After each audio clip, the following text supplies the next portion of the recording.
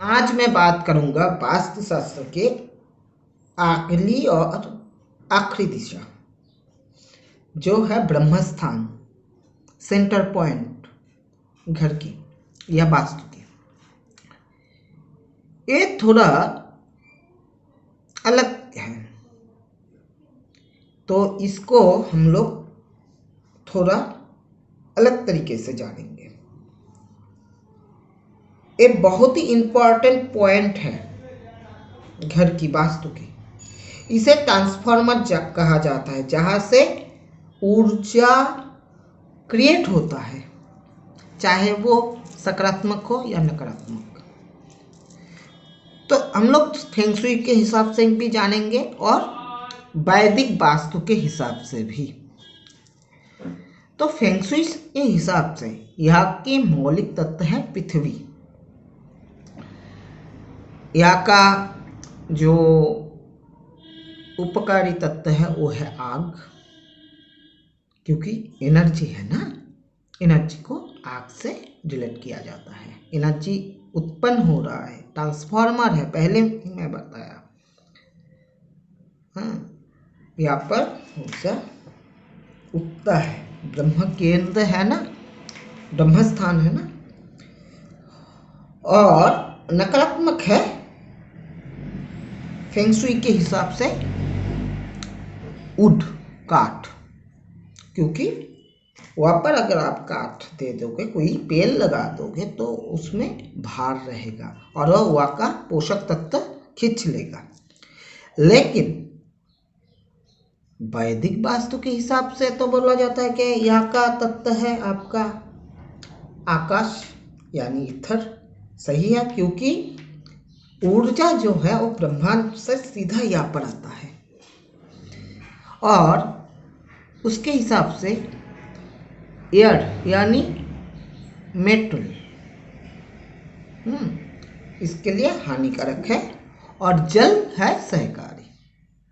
तो आप देखो, इस स्थान को हमेशा ओपन रखने के लिए बोला जाता है, चाहे आप फेंग शुई में जाओ, चाहे आप वैदिक में जाओ।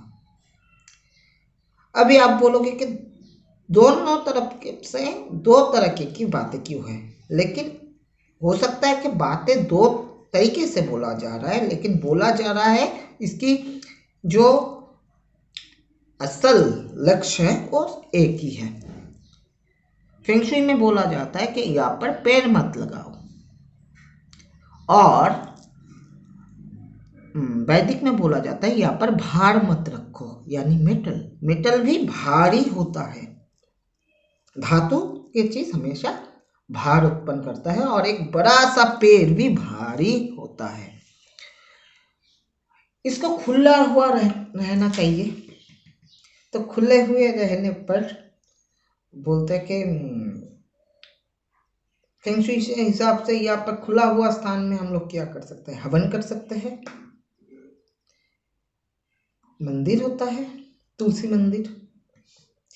लेकिन वैदिक के हिसाब से जल को बोला गया, क्यों? क्योंकि जब कोई स्थान एकदम से ओपन रहेगा, खुला हुआ रहेगा, तो जाहिर सी बात है बारिश की पानी तो वहां पर गिरेगा। ओपन है, ऊपर से गिरता है। और फेंग शुई के हिसाब से अगर देखें, यहाँ के तत्व को बोला जाता है पृथ्वी। क्यों? क्योंकि यहाँ पर कुछ करा नहीं जा सकता, ओपन रहना चाहिए, तो मिट्टी दिखेगा। सही है। और इसीलिए दोनों तरफ की साइड दो तरीके की बातें होता है, लेकिन आपको याद रखना है कि इस स्थान को हमेशा ओपन ही रखना चाहिए। ये एक ट्रांसफार्मर है, ऊर्जा को क्रिएट करता है। आपके घर की जो, आपके घर या जमीन की जो वास्तु है उसकी नाभि है। इसमें कभी भी किसी भी तरह की भार देना ही नहीं चाहिए, कुछ भी नहीं। यहाँ पर कुछ मत करो। अगर यहाँ पर आप एक खुला हुआ आंगन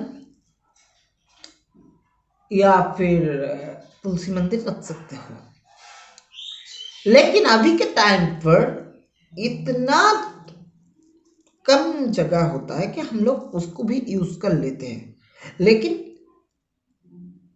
बोला हमेशा जाता है कि इस स्थान को हमेशा भार मुक्त रखो, एटलीस्ट ऊपर से खाली भी ना हो, छत होए फिर भी रखो खाली। अभी इस स्थान की क्षेत्र अगर किसी भी तरीके से खराब हो जाए, पहली बात तो भार दूर ही रखो, यहाँ पर कुछ ना रखो। यहाँ पर ना होना चाहिए कोई भी टेरेस, ना होना चाहिए कोई भी सीढ़ी, ना होना चाहिए कोई भी किस्म के भार, इनफैक्ट पिलर भी नहीं होना चाहिए, और लोग रखते भी नहीं है। थोड़ा फ्री पैसे रख देता है। अगर ये जगह आप लोगों की खराब है तो यहाँ पर आप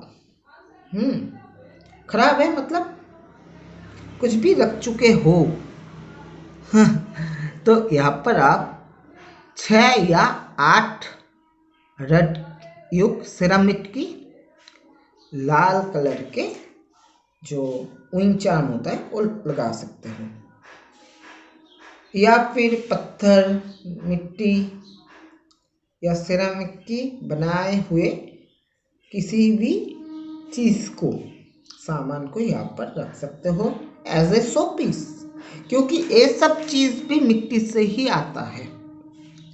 इसका तत्व जो है पत्थर की तत्व है, सिरामिक की तत्व है, या मिट्टी तो मिट्टी है, सब पृथ्वी तत्व में ही आता है। इसका चीज रख सकते हो, अच्छा होगा। हवा घंटा भी रखने से या ये जो स्थान है उसकी जो पॉजिटिव एनर्जी है वो बढ़ जाती है। अगर इस जगह की ऊर्जा एकदम से नेगेटिव है तो आप यहाँ पर 5 रड युक्त विंड चार्म रख सकते हो, लगा सकते हो, जो यहाँ की जो ऊर्जा है उसे नए तरीके से सकारात्मक कर देगा, नेगेटिव को हटाकर। क्योंकि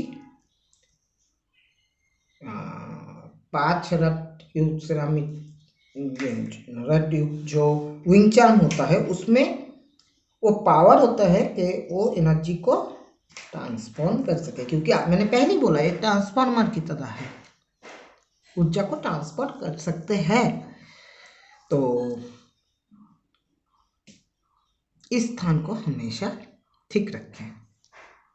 जय श्री कृष्ण।